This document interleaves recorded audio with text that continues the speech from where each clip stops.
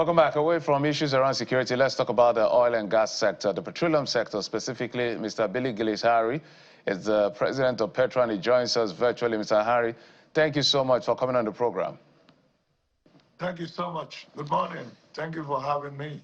All right, so apparently Dangote Refinery is beyond refining. Is now expanding to that distribution network, CNG, 4,000 of them, those trucks that will be distributing, I think almost at almost free in that sense.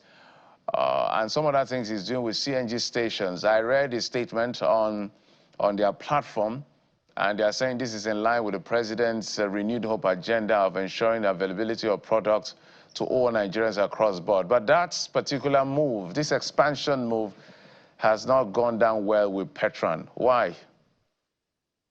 Well, it's not just a Petron issue. I think it's a Nigerian concern. Right now, today, the number of retail outlets in the country are doing business and satisfying the yearnings and the energy requirements of Nigerians. If one company that is as massive as Dangote Petroleum Refining Company Limited is now going to refine, store, transport, that's the logistics, and then ensure that retail outlets have product. By the overview, it will look like it's a very attractive thing, but actually it's going to keep businesses out of the way. It's going to create so many job losses, and that is the concern we're expressing. Earlier now we had recommended that let refiners refine and let storage facility owners store for adequate energy security in all areas of a petroleum product, and let distributors, logistics companies do their work, both marine and land, and let marketers market, they apply their business, and let retailers also sell their. So that value chain should be protected and should be kept. So that's what we see that is being threatened by this decision by one company to refine, to store, and to distribute. And also the previous very irregular and unexpected price changes that affected our buying power. So that is a complaint. It's not a Petron complaint. It is a concern for the whole country. So my question is there any legislation to the effect that it can, I'm sure it's we have the PIA to regulate all the activities within the petroleum sector. Is it running foul of any law for doing what it is? Because you've raised a very valid concern about job losses or impacts in the subsector if this happens, from refining to, you say, storage to distribution in that sense. And I think that statement also has setting up of, I don't know the exact number, CNG stations across the country. I think about 100 of them are starting to be corrected. So first question is it breaking any law? And if it's not, is it breaking any law? That's the first question. Second is, has there been a conversation with the big player like Dangote to explain to him the impact of what he's about to do to the subsector? Well, I didn't quite hear all of the questions you asked, but I would assume you wanted to know that if there was a legal framework to be able to support some of these actions. Of course, there are. In 1975, General Gowon set up decree number 30, decree number 9, which was set up in 1975 by General Gowon to make sure that petroleum products are equitably distributed across Nigeria and the prices remain one. And in 1989, General Babangida amended that when the office responsible for that became the Petroleum Equalization Fund. So there are rules for that, and I don't think any one company should take the responsibility to be able to interpret and operationalize what the regulators should do. So this is what I think we need the regulators to interpret very efficiently. If one company that is as massive as our big brother can do all of this, and of course it's going to take us out of business. Right now we are struggling with how to feed families and how to get things going with the little we are doing. And then suddenly we're going to be out of business from August.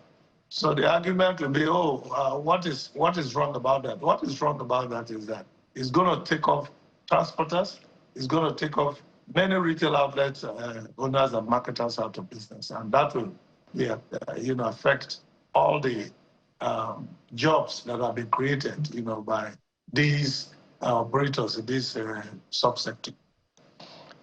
Dr. Harry, when you consider sometimes the instability in the sector, when transport tanker drivers association threatens to down tools, as it is doing recently over on e-call-up fees, and this intervention being brought by Dangote Refinery that is even offering credit facility.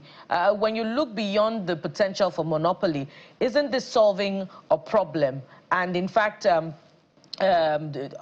buyers are invited to also take advantage of this opportunity by the refining company. Well, as usual, we can only hear this in the pages of newspapers and the news, and that's not how we think that business that has a future should be discussed. Business requires every party. No one is an island.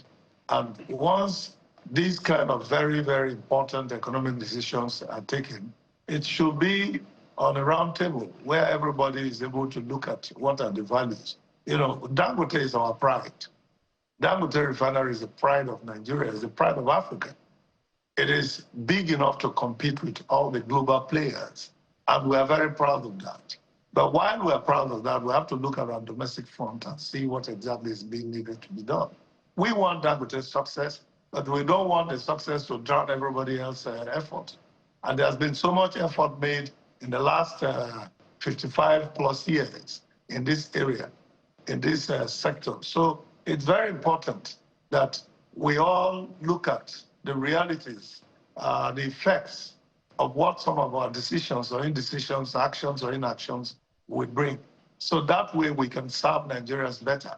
It's a great thing that if we should have petroleum products, delivered to us in the way that it has to be, but it cannot just come from just one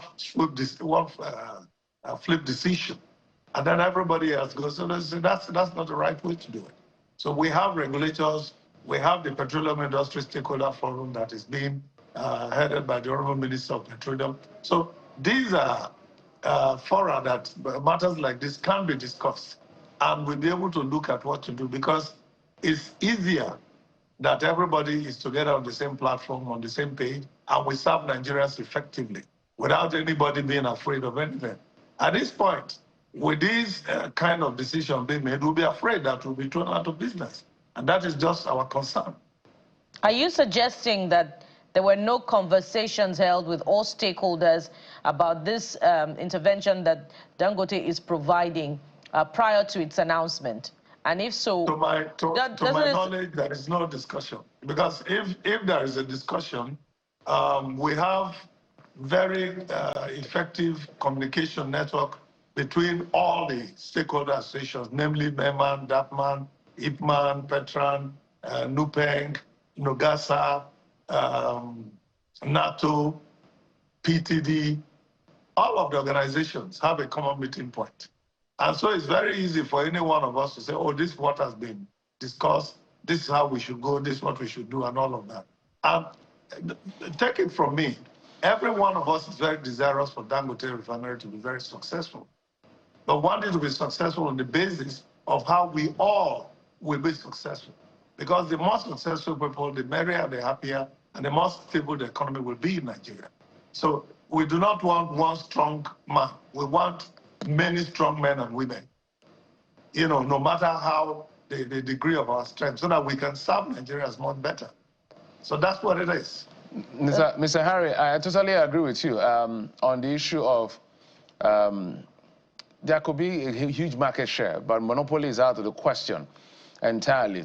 And which is why we're pushing back that question as to what conversations are being held to make sure that there is no monopoly in that sense. Because a monopoly means that there's just going to be one dominant player. If anything goes wrong with that dominant player, then all of us are, they use the word cooked in that sense.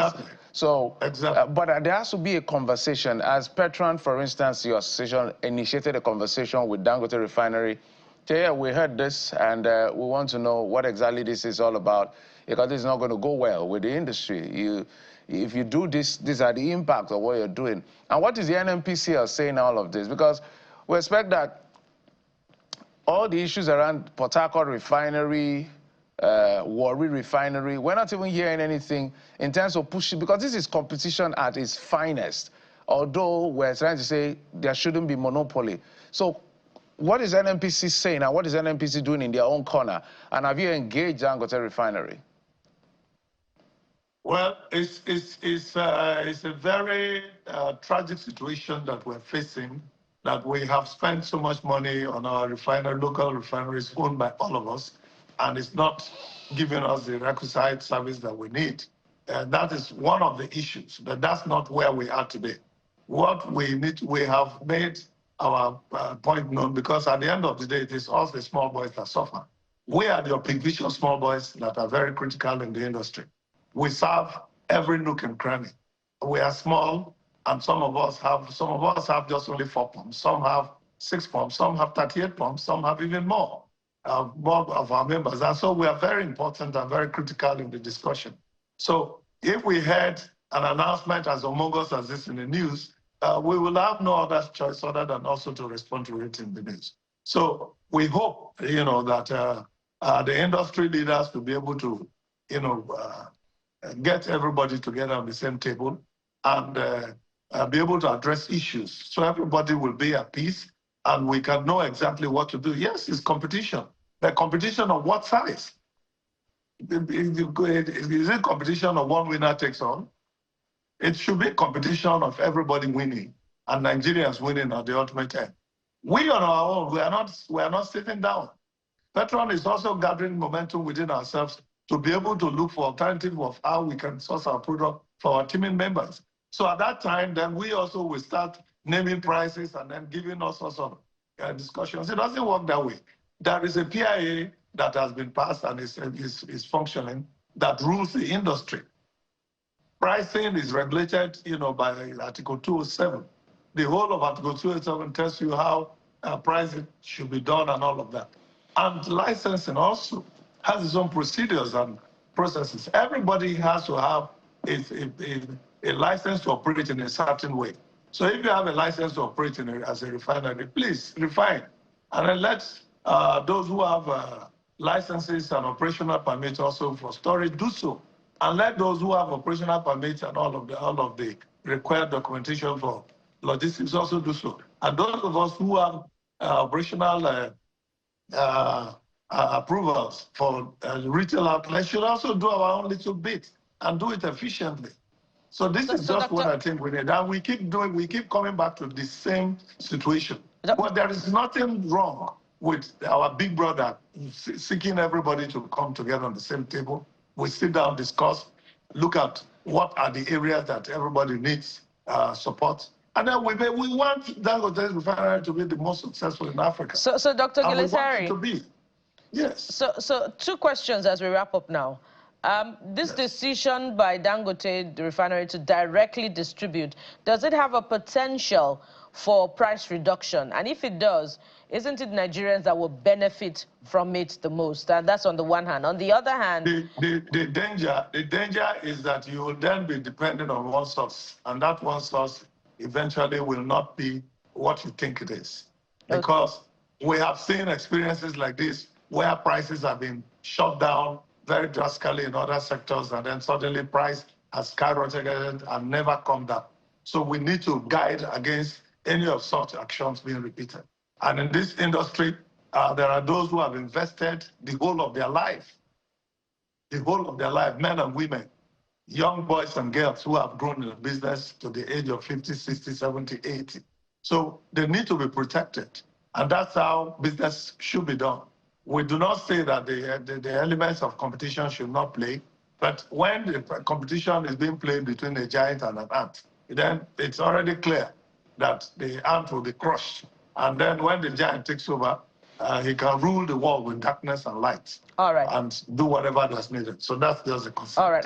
As we custom now, what will be the implication of this intervention on depot owners and the number of trucks that will run at a loss with the Association of Truck Drivers? Give us a sense of it in terms of numbers. Well, I have members who have up to 300 trucks. I have members who have up to 500 trucks. I have members who have up to 900 trucks. And these are doing work. Most of them belong to NATO and being controlled by NATO's very effective leadership. Even our big brother, the Ipman, the DAPman, Memman, they all have trucks and they have depots. And they all also have retail outlets. All right? So these are, some of them have been existing pre-independence. And the regime, of General Gowon and Obasanjo did a lot to indigenize these businesses and give us opportunity to do that. So the losses were among us. We are talking about billions and trillions of naira that would go down the drain in terms of people sitting back without doing business, when this scheme comes up. So we still have up to August 15. So between now and August 15, we believe that a very productive discussion should be held, and then everybody's concerned will be assuaged, and we can then sit down and do business and serve Nigerians very efficiently. And Petron is 100% in support of Dangote's success. We want Dangote Refinery to be successful, but we also want to be successful in our little rights. All right, well said, Mr. Dr. Billiy-Gillis Harris. Thank you so much for coming on the program, the president of Petron, and we wish that there will be a conversation on that round table so that everybody will survive and we don't have a monopoly in that sense. But the competition is out there. We hope it's going to be fair as much as possible. Thank you so much for coming on the program. Thank you so very much.